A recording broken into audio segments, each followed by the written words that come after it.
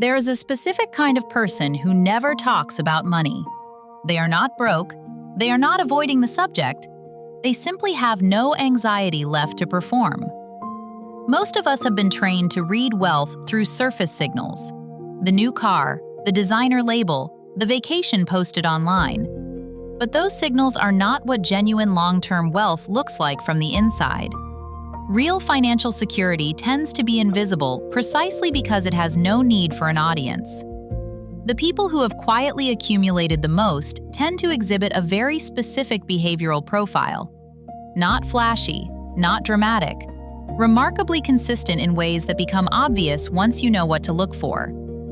This episode is about that profile, not as a checklist, as a system, because the behaviors that signal hidden wealth are the same behaviors that build it.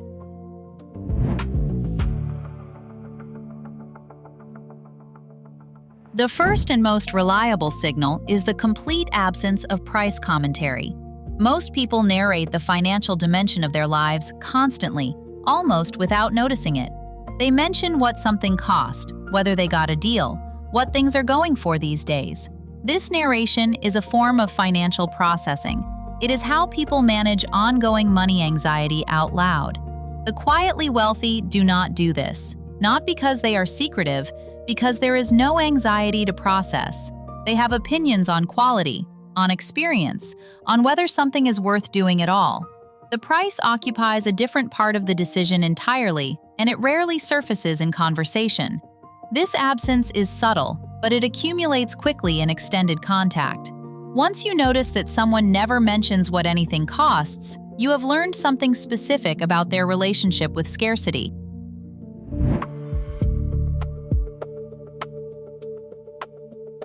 Their car tends to be older, not neglected, maintained with the same attention they give everything else.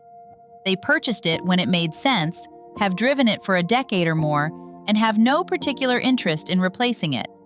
The car is transportation infrastructure, not a brand communication. This pattern extends to everything material. The clothes carry no visible logo, but the fabric is exceptional. The fit is precise in a way that does not happen by accident. The shoes cost more than they appear to. These are the choices of someone who resolved the self-presentation question a long time ago. Quality became the metric. Visibility became irrelevant. And the result is a material environment that reads as understated rather than affluent. The distinction matters. Understated is a choice made from abundance. It requires nothing from outside observers to feel complete.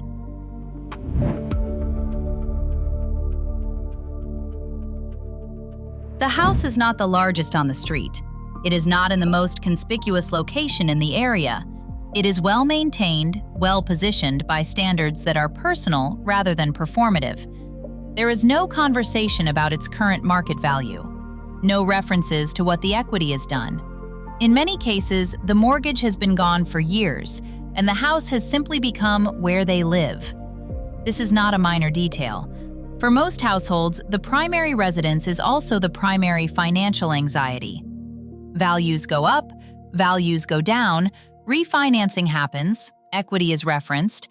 The house is always partially a financial instrument in daily conversation.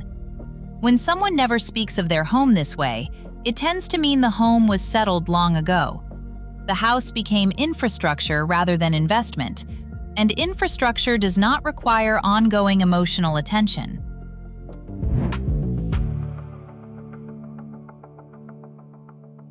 Perhaps the clearest behavioral signal is how they move through financial decisions. There is no urgency, not performed calm. Actual structural absence of urgency.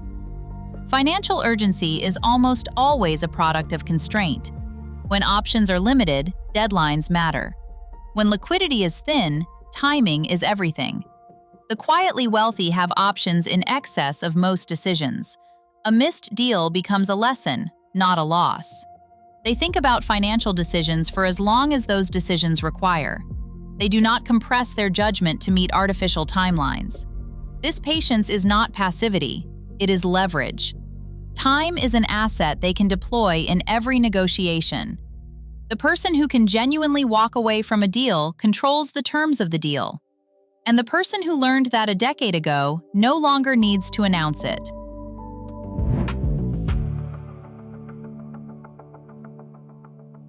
They introduce people, they make calls, they open doors for others without announcing that the door was opened. The gesture happens and the subject changes. No score is kept. No debt is created or tracked. From the outside, this can look like effortless generosity. From the inside, it reflects something more structural. A network built over several decades does not require management the way a new one does.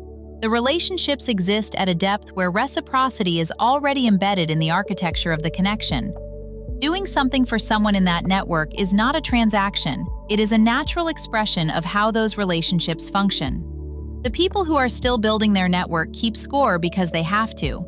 The people who finished building it long ago simply act because the long-term return is already distributed throughout the system.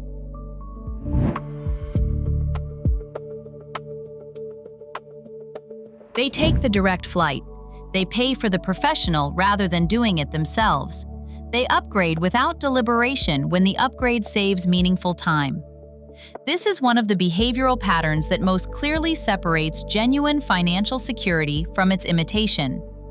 The imitation of wealth performs extravagance publicly. The real version optimizes privately for time. The person who has genuinely internalized that money is renewable and time is not, behaves differently from everyone around them in low-drama, high-consistency ways. They are not trying to be seen spending more. They are trying to have more hours in which to do the things that matter to them. This time orientation is also one of the clearest signals of how long someone has been financially secure. It takes years to fully internalize that buying time is a better use of money than buying almost anything that signals status.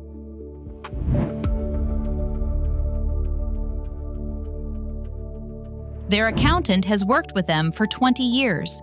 Their attorney goes back further. These are not transactional relationships maintained year to year because nothing better came along.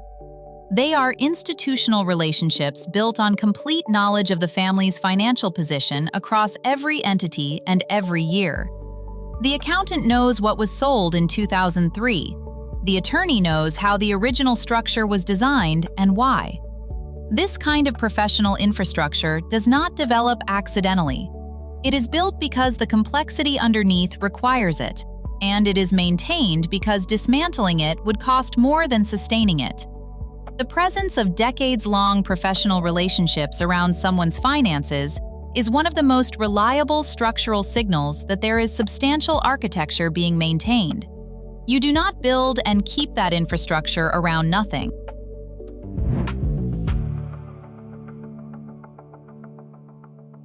There is a specific feeling to financial anxiety in conversation, a slight tightening when numbers come up, a calibrated casualness that does not quite land as natural, a visible internal calculation just beneath the surface.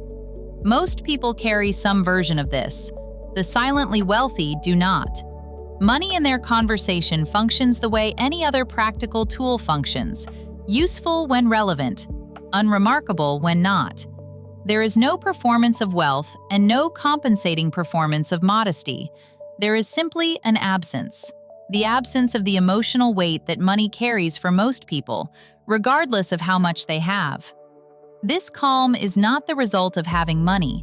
It is the result of having had it long enough that it no longer has to do any emotional work. That distinction matters because the calm is observable and it is specific. It does not look like other kinds of calm.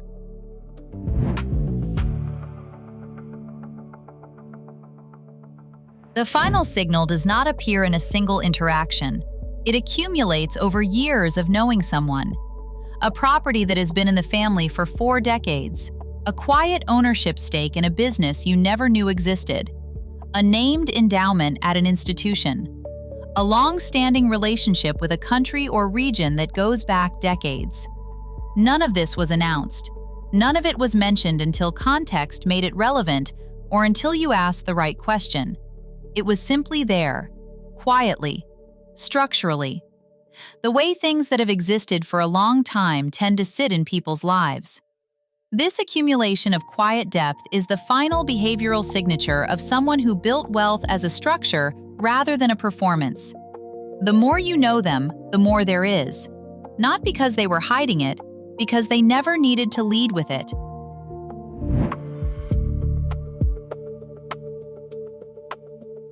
The pattern across all of these behaviors points to one underlying mechanism.